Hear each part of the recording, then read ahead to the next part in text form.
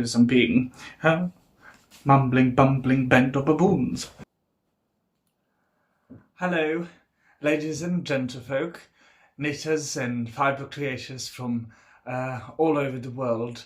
Welcome back to episode 3 of my Knitting Diaries podcast series. I'm David van der Kamp, if you don't already know, knitwear designer, textile historian, and this is my newly started podcast here on the platform of YouTube. So I can't believe, that I've started doing YouTube, and, I've been so very pleased with all of your comments and views and likes, and it really does mean a lot to me. So, like I said, this is episode 3. However, I did not post this episode last week because I had a very special video that came out, and it was my Icarus shawl demo, sort of like a tutorial, like a video guide through the construction and the techniques needed to knit my latest design, which is the Icarus shawl. I shall put my knitting away so that I can show it to you, which I already did in a sort of like a sneak peek moment in the previous episode. Okay, let me get it. So this is my latest design, and like I said, it's called the Icarus shawl. It's a triangular shawl, and it's rather large to fit into the entire screen, but I bet you might have seen, if you follow me on social media, you might have seen the photos that I posted. So the video I posted last Friday was, like I said, a guide through how it's constructed, since it is constructed side to side and then with increases up to the middle part, which is this dark stripe there. And then from there on, it is decreased all the way to this side. And then the lovely braided cable is picked up and knitted on along the entire top edge of the shawl. Now, like I said, it is quite a special project for me, my design, and I've not been this happy with something that I've created in a very long time, and it was intended as a starch buster design, since I do have a lot of yarn that is left over from previous projects, and I'm not one of those people to keep large yarn starches. Now you can see I've added a new addition to the workroom here, and it does consist of my old mountain wool. However, this is what's left over from my dyeing, which goes for sale, so I just keep it there. But I'm not a lover of keeping small bits and pieces of yarn around, and I always look for ways in which to get rid of them. And thus came the Icarus shawl, which practically, it's a wonderful starch buster. You don't need much of the yarn to knit one of the stripes, especially one of the smaller ones. So all you need is a couple of grams of yarn. So if you have such bits and pieces lying around your house, I suggest checking out this pattern, and perhaps you shall enjoy knitting it as much as I did. You could make it any color combination that you like. My darling friend Rina Shah, the host of Fibre Chats, is knitting and almost done with hers, and she's knitting, as expected, the Icarus shawl in 50 shades of blue, and it's absolutely stunning. So you can play with color, make it as muted or as contrasting as you like. That's the beauty of knitting. One can really play with all of the colors and shades, and do what's best suited to their personal tastes. And this is what it looks like when it's put on. So it has the lovely braid that sort of falls over the shoulder and all the way down. It gives a very regal aesthetic, but also which is quite nice. The thickness of the cable keeps it very warm, especially around that neck area. So it's wonderful for those cold winter days when you want to bring some color into your life, as you are walking around your town or city, wherever you are. So yeah, I have to say I'm very happy, and I don't often say, I tend to be rather critical of what I do, but this is definitely my pride and joy. Quite so exciting.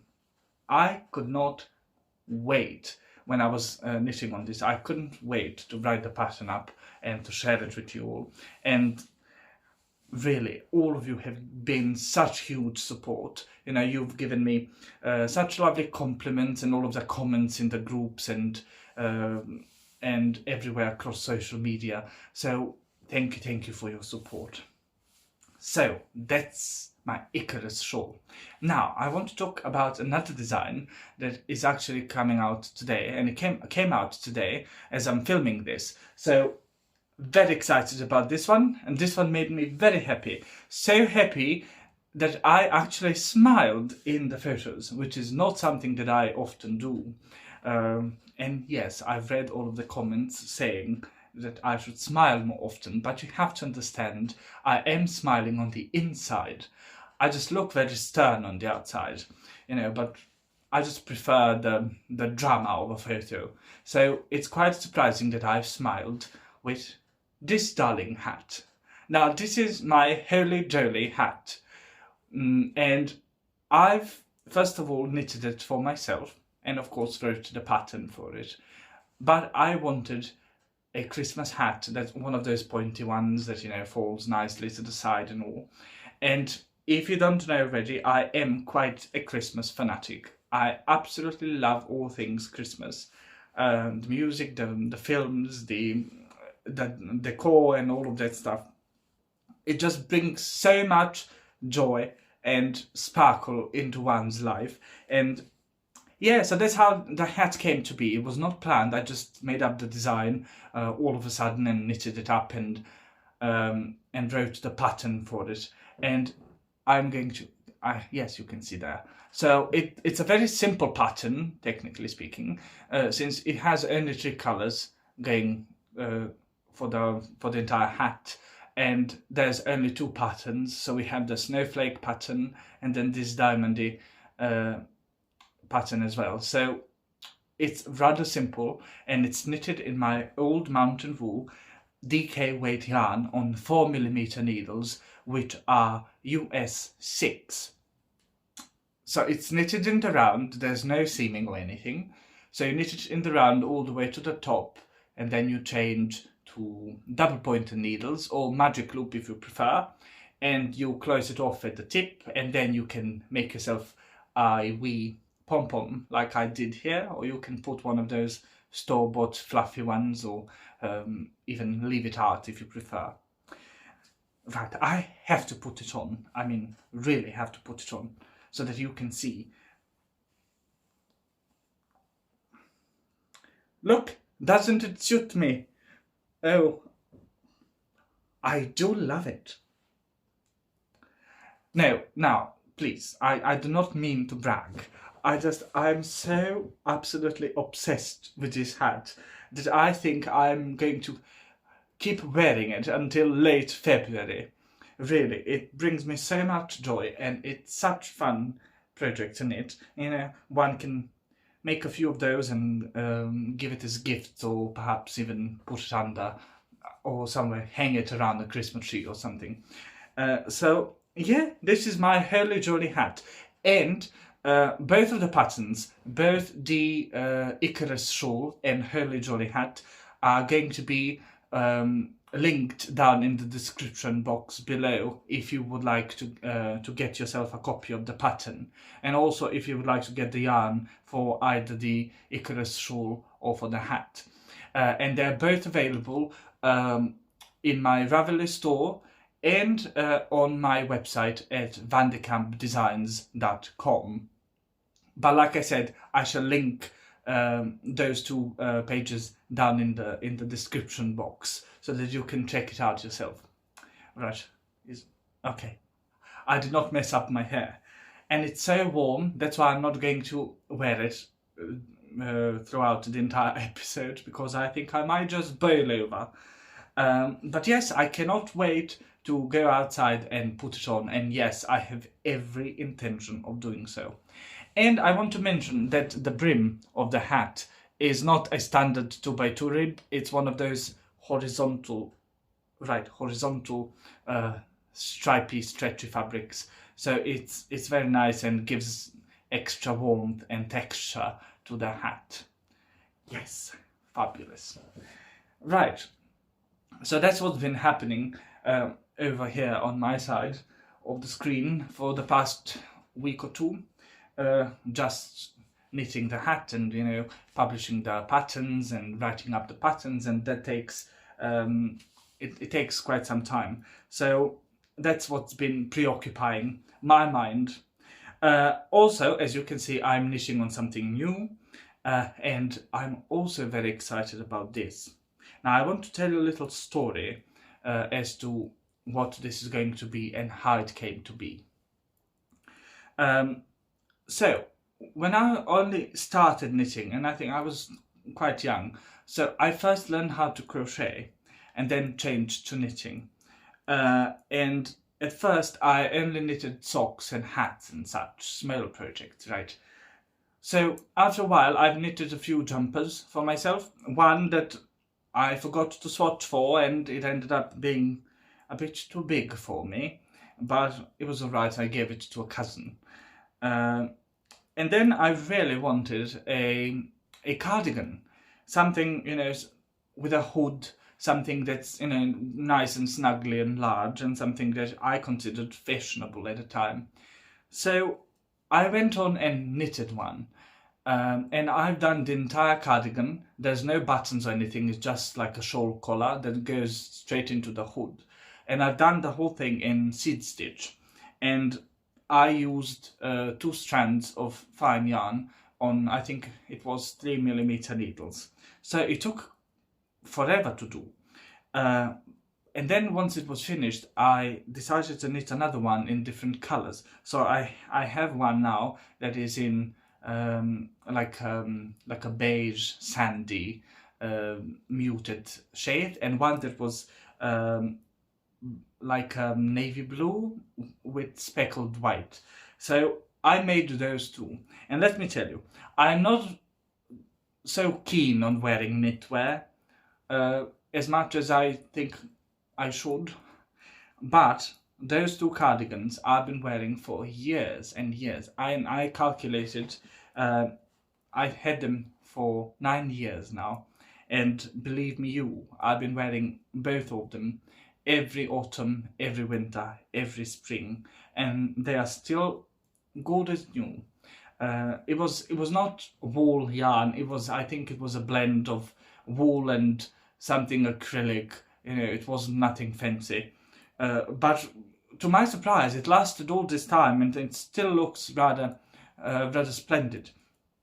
So, as I was walking around my town, and, you know, when I go to events and stuff, and sometimes I would put it on, and people would always ask me, especially people who are either knitters or crafters of some kind, they always ask me about those cardigans. They say, oh, where did you get that one from? And then I tell them, well, I've knitted it. And they ask, oh, do you have the pattern for it? And I say, no, I just sort of made it up and, you know, didn't follow a pattern.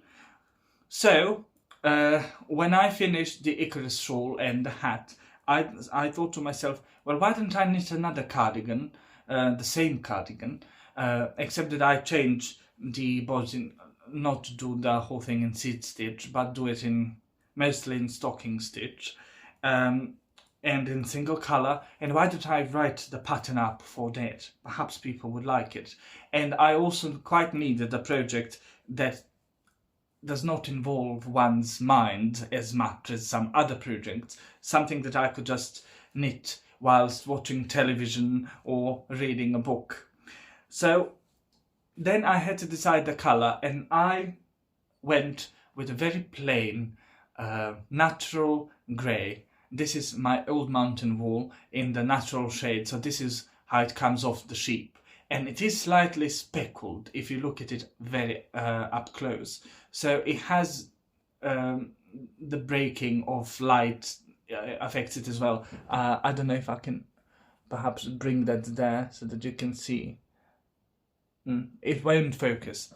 Anywho, I decided for the grey, and this is my DK weight 2-ply, and I'm using 4mm needles. So I'm currently knitting on the this is the left side, so the left front piece there. So it is rather long, almost to the mid thigh. So this is I dropped my needle. This is the left side, and I've already completed the right side, which I've blocked and put on hold up there because there will be no seaming. I'll do a 3-needle bind off. So this is the front right piece. As you can see how nice it looks. And I've not done anything in stocking stitch for many years, and I always thought to myself, well, I can't really be bothered with stocking stitch. I get rather bored with it. But I have to admit the defeat of that thinking. Since I started this, I found it to be so incredibly satisfying. Just me sitting and knitting on, and the mere perfection of the fabric at the end after it's blocked. It's simply so satisfying, and I'm feeling so happy with it. So I can't wait to finish this piece and then cast on for the back, which is going to take a while to knit, but I'm very excited. And there's going to be a rather large hood on this one. Of course it can be altered so that it's just a shawl collar cardigan, but I'm happy with how this is going to look with the hood and with the colour, and really exciting. So I shall keep you updated as I progress. So in the next episode I shall hopefully have finished this side and also have made some progress on the back. So I'm looking forward to sharing that with you. I hope you don't mind that my glasses are reflecting the lights. I'm just noticing that now, but really I cannot see anything without my glasses, and I need them so that I can see all of you what I want to say. Right. Anywho, so I shall continue knitting on this and then pick up my needle. Sorry about that. So in the last episode, I showed you all my distaff and my wand that I used for spinning wool, and that is traditionally used to spin yarn here in the ye old country of Serbia. And like I mentioned before, it has been used for centuries and centuries here, and it's actually one of the oldest types of the oldest methods of spinning wool, using a distaff and a wand instead of what is now better known as a drop spindle, and is way more common across the world. So after I've talked about it and shared some history on these tools, a lot of you in the comments, not only here on YouTube but also on social media, asked whether I would be willing to, make a little demo on how it works, how one spins yarn with a distaff and a wand. So I thought, well, that was a brilliant idea, and perhaps some of you can, learn how it's done, perhaps do a little practice, and perhaps you'll go about and start doing it in your own fibre endeavours. So that is exactly what I've done. So I've gone and I've filmed a little demo on how to spin yarn using a distaff and a wand spindle. So I shall let you go over there and watch it now, and I'll be right back.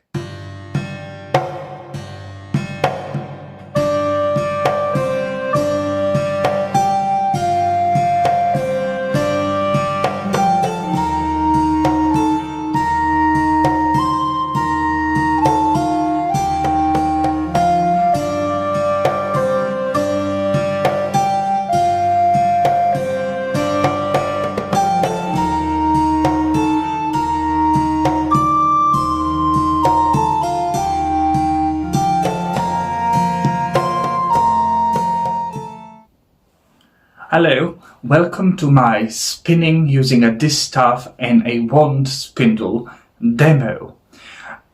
So I'm going to show you quickly what a distaff is.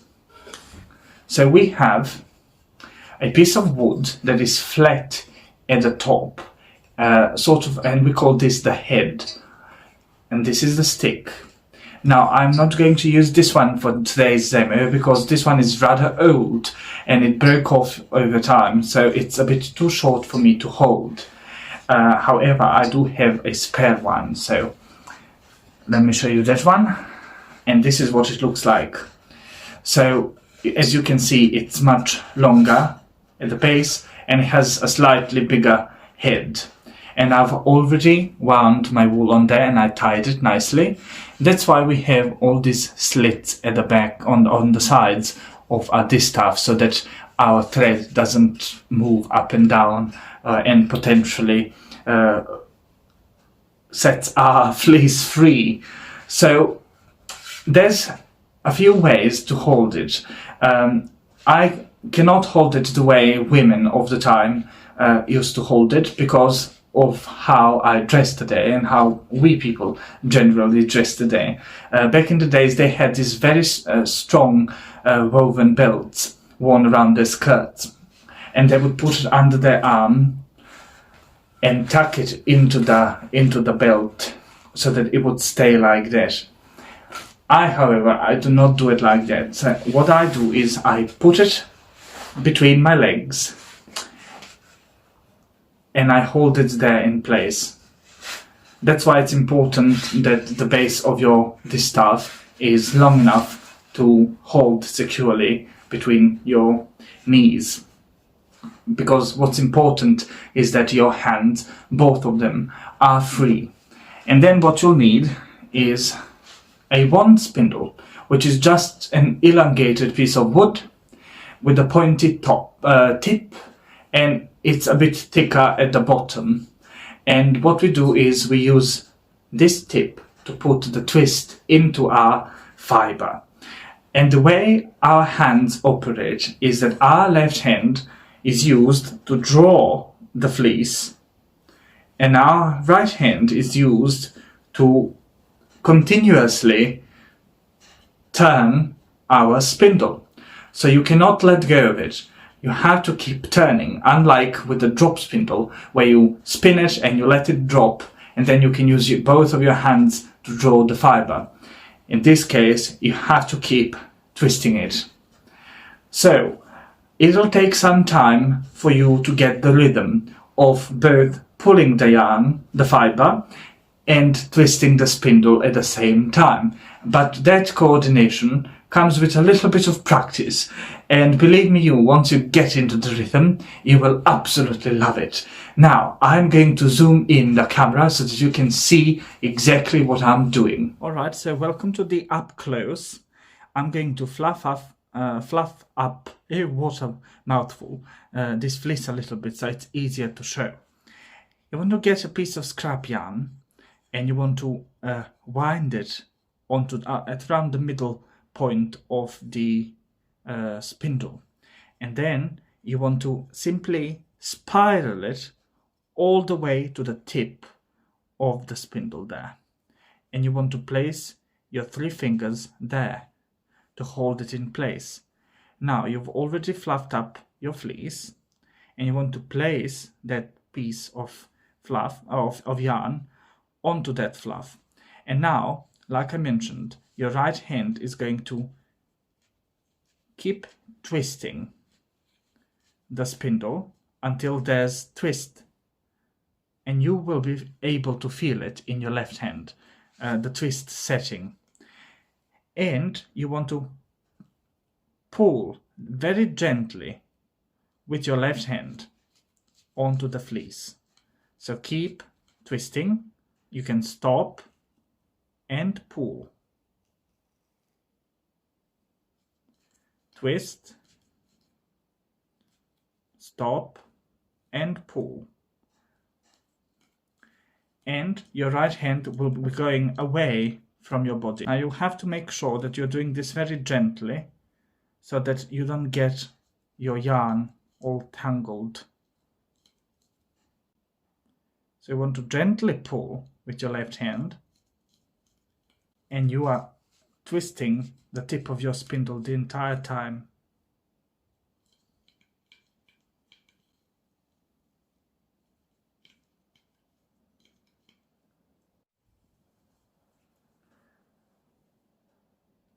You pull and you twist. You pull and you twist. Just like so. Pulling our right hand and the spindle away from us. So we twist and we pull the fleece. And then we wind it onto our spindle.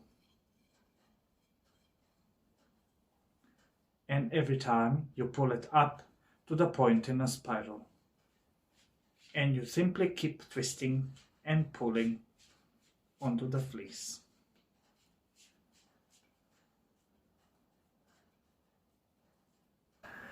I hope you found this demo, if not educational, at least interesting to watch. Thank you for taking the time, and I wish you all of the luck if you wish to go and endeavor to learn how to spin your yarn using this method. Of course, if you have any questions and would really like to learn how to do it, feel free to send me a message and I will be more than happy to help you. Welcome back. I hope that you found that demo educational or at least interesting to watch. Like I mentioned, this is definitely one of those things that put you in a rather meditative state. And sometimes during winter, I'd like to sit next to the fire and do a little spinning. But I don't mean on the spinning wheel. I mean with the distaff, because it really puts your focus onto your fingers, and it really is like a meditation. One can focus one's thoughts on many things, and simply follow the rhythm of the body, and you are fully aware of the surroundings. So it's definitely a method of spinning that I would recommend everyone to try. And another good thing is that you don't really have to go and buy the tools, so you can practically make it at home. All you need is a piece of flat wood that you attach to a handle, and a little piece of elongated wood which you sharpen up it a bit, and ta-da, there you go, you have your equipment. So I wanted, as I was knitting just now, and I wanted to ask you all, since I'm knitting this, I'm looking at it, and I'm slipping the first and the last stitch here so that it gives me a very nice edge. And now this is not something that I do with every project, but I think that perhaps I should. So I wanted to ask you all, please let me know down in the comments if this is how you knit. Do you always slip the first stitch of your knitting and then purl at the end, and then vice versa? So do let me know, because people here, women that I've encountered who have been knitters, they always do that. They always slip the first stitch of every row. So yeah, do let me know. Like I said, I think I'm definitely going to start practicing this more when I'm knitting a straight piece, when there's knot in the round or something. So I'll definitely try and use it, because it does give you a very nice, neat, crispy edge. And for all of those knitters out there who are obsessed with neat knitting, this is definitely a way to go. It's such fun. Right, so for the following week I have quite a few things to get done. I'm very excited because my weaver lady has completed another set of scarves and shawls, which are, like I said, hand-woven by her. She's a master weaver, and we have been collaborating for some time now. So she always brings all of the designs to life, and she makes them with such dedication to detail, and it's so perfect, every piece that she produces. So I have quite a few photo shoots to do with all of those shawls, and then they will be available for purchase in my website shop, so you can check them out. And if you haven't yet, I already have some scarves that are left over, so that you can go and check them out as well in the store. It's getting rather warm here in my rooms, so I shall not drag this out into eternity.